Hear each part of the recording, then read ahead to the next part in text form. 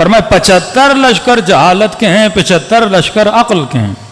یہ مومن مسلم ہر بندے کے وجود میں. اب فرق یہ ہے کہ کسی کے اندر بالفعل ہیں، کسی کے اندر بالقوہ ہیں. بالفعل اور بالقوے کا مطلب کیا ہے کہ مثلا ایک بچہ پیدا ہوتا ہے، پیدا ہوتے ہی وہ چلتا نہیں ہے، لیکن اس میں چلنے کی صلاحیت موجود ہے. تو ہم کہتے ہیں بالفعل نہیں چلتا، پر بالفعل نہیں چلتا، پر بالقوہ چل سکتا ہے. ایک خاتون، ایک نوجوان لڑکی جس کی شادی نہیں ہوئی، لہذا جب شادی نہیں ہوئی تو ماں نہیں بن سکتی، لیکن آپ بولتے ہو کہ بالفعل ماں نہیں ہے، لیکن بالقوہ ہر خاتون ماں ہے. کئی نوجوان نے شادیاں نہیں کی، اللہ کرا دے. بالفعل آپ باپ نہیں ہو، لیکن بالقوہ آپ سب کیا ہو؟ باپ ہو. تو کئی ایسی عادتیں ہمارے اندر بالقوہ موجود ہیں، لیکن ہم نے کیا کرنا ہے؟ ان کو فعلیت میں بدلنا ہے. فطرتاً ہر بندہ سخی ہے، بالفعل ہو سکتا ہے بندہ سخی نہ ہو. اب یہ کیونکہ کنجوس ہے تو لشکر جہل کے سپاہیوں میں سے ایک سپاہی بنا ہوا ہے، لیکن فطرتاً ہر بندے کو سخاوت اچھی لگتی ہے. چور بھی جب چوری کرتا ہے تو اپنا پیسہ امین کو دیتا ہے، چور کو نہیں دیتا. ہاں، بینک کی ڈکیتی کی، 10 لاکھ چرا لیے، اب یہ واپس جا کے کسی چور کو نہیں دے گا. یہ پیسہ کس کو دے گا؟ اب وہ خود امین ڈھونڈے گا جبکہ خود چور ہے، پھر کسی امین کو ڈھونڈے گا، کیونکہ فطرتاً ہر بندہ امانت کو کیا کرتا ہے؟ پسند کرتا ہے. پسند تو کر رہا ہے پر بالفعل اس کے اندر نہیں ہے. ہر بندہ گناہ سے نفرت کرتا ہے، ہر ظالم ظلم سے نفرت کرتا ہے. دنیا کی ظالم ترین حکومتوں کے پاس بھی عدالت ہوتی ہے، وہ اپنے پاس بھی ایک عدالت بنا کے رکھتے ہیں کیونکہ فطرت کا تقاضا ہے. فعلیت میں وہ عادل نہیں ہے، پر بالقوہ وہ بھی کیا ہے؟ عدالت کو پسند کرتا ہے. جس طرح میں نے کل نشے اور چرسی کی مثال دی کہ آپ کسی بھی نشے اور چرسی سے پوچھو گے کہ چرس پینا اچھا ہے، نشہ کرنا اچھا ہے، شراب پینا اچھا ہے، بولے گا نہیں بہت برا کام ہے. تو بھائی تو کر کیوں رہے ہو؟ فعلیت میں نہیں لا پا رہا. سب سے مشکل ترین کام ہوتا ہے وہ جو طاقت اندر چھپی ہوئی ہے اس کو فعلیت میں بندہ لائے.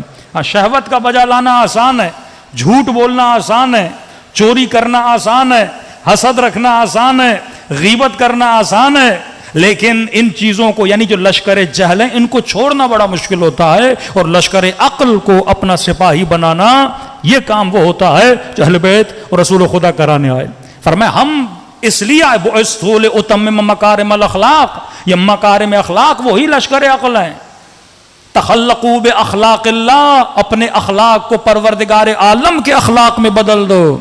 جب تیرے اندر رنگ خدائی آ جاتا ہے، صبغۃ اللہ ومن احسن من اللہ صبغہ، کون ہے جو اپنے وجود کو رنگ پروردگار عالم میں بدل دے؟ تو ایک ایک لشکر کو پہچانو اور ایک ایک لشکر کو اپنا سپاہی بناؤ. جب یہ 75 سپاہی تیرے پاس آ جائیں گے پھر شیطان بھی تجھے شکست نہیں دے سکتا. صلوات پڑھے محمد و آل محمد پر.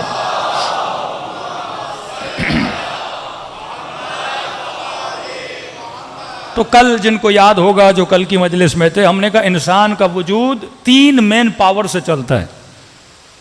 مثلا یہ لاؤڈ چل رہا ہے، اگر کرنٹ نہ ہو تو لاؤڈ نہ چلے. لائٹ کو کرنٹ کی ضرورت ہے. اسی طرح ہر انسان کے اندر 3 قوہ جو مضبوط ترین طاقتیں ہیں پائی جاتی ہیں، اور یہ تینوں طاقتیں حیوان کے پاس بھی ہیں، کم و بیش، زیادہ یا کم. انسان میں شہوت، حیوان میں شہوت. انسان میں غصہ، حیوان میں غصہ. انسان میں قوہ ادراک، حیوان میں بھی قوہ ادراک موجود ہے. اب لیمٹس کو آپ چینج کر سکتے ہو اور کبھی 5 منٹ کے لیے سوچو کہ یہ جو طاقتیں، جو مین سورسز ہیں انسان کی زندگی گزارنے کے، یعنی اگر شہوت نہ ہو تو ازداد نسل نہ ہو، اگر شہوت نہ ہو تو مرد اور عورت کی آپس میں اٹریکشن نہ ہو، یعنی نظام ہی نہ چلے. ان چیزوں کا ہونا ضروری تھا تاکہ ایک سسٹم بنے، ایک فیملی بنے، ایک معاشرہ بنے. میں نے کہا پانی، پیاس ہر بندے کے اندر ہے. یہ تمیز عقل کا کام ہے کہ تجھے یہ بتائے کہ تم نے صاف پانی پینا ہے یا نالی کا پانی پینا ہے. حیوان کو تمیز نہیں ہے.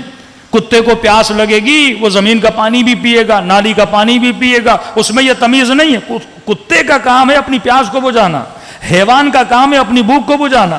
اب اگر انسان کے اندر سے تمیز ختم ہو جائے تو یہ دو ٹانگوں پہ چلتا ہوا حیوان ہے، انسان نہیں ہے۔ عقل کا کام یہ ہے کہ تمہارے جتنے جذبات ہیں، یہ ریسورسز جو پروردگار عالم نے دیا ہیں، ان ریسورسز کو انسان کیا کرے؟ بیلنس کرے۔ شہوت اگر بہت زیادہ تو انسان دشمن علی بن جاتا ہے۔ کتامہ کی شہوت میں آ کر ابن ملجم کو حوصلہ ملا، قاتل علی ابن ابی طالب بنا۔ مال کی شہوت اگر ہو تو قاضی شرح اور ابن سعد بن سکتا ہے، شمر بن سکتا ہے۔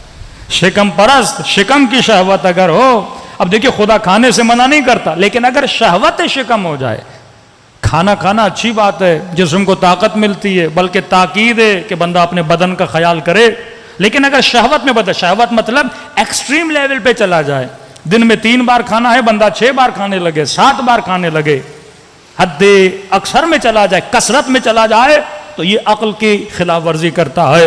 چیز کم بھی ہو جائے بری، چیز زیادہ بھی ہو جائے بری، تم نے میاں نرو ہو کے چلنا ہے۔ اسی طرح ہم نے کہا غصہ اگر کم ہو تو انسان ڈرپوک ہوتا ہے، غصہ حد سے زیادہ ہو تو انسان حد تاک ہوتا ہے۔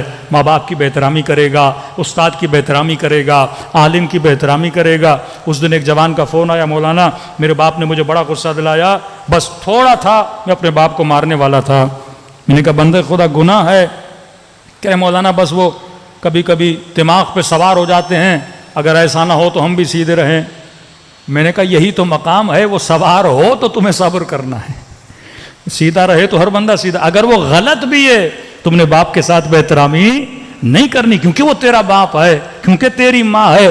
اسی صبر کا نام جناب سلمان امیر المؤمنین اہل بیت کے کتنے واقعات ہیں، لوگ بہترامی اور بدتمیزی کرتے تھے، ہاں نبی کو گالیاں دی گئیں، پتھر مارے گئے، کتنی تکلیفیں ملی۔ وہ خاتون جو کوڑا کرکٹ نبی کے سر پہ پھینکتی تھی، ایک بار رسول خدا نے اس کے ساتھ بہترامی نہیں کی، اپنے اخلاق سے اس کے وجود میں نبی نے انقلاب لایا۔ اب یہ نہیں کہ مصطفیٰ کے اندر غصہ نہیں تھا، آپ بولو میرے اندر بڑا غصہ ہے، رسول خدا کے اندر غصہ نہیں ہے، امیر المومنین کے اندر غصہ نہیں ہے۔ ارے علی کا غصہ دیکھنا ہے تو جنگ صفین میں آ کے دیکھو،